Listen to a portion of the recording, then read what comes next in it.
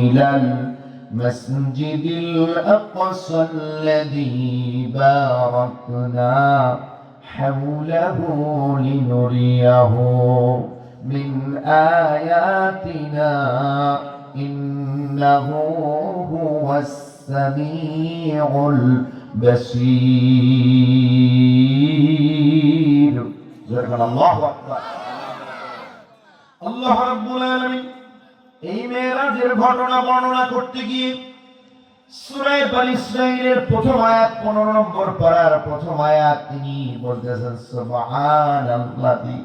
সুবহানাল্লাহ মানে হলো আল্লাহ পাকের ঐতিহ্যবাহী অবিস্মরণীয় ঘটনা, যেটা শোনার পরে বান্দাগণ সুবহান শব্দটা ব্যবহার করে আল্লাহর পবিত্রতা বর্ণনা করে।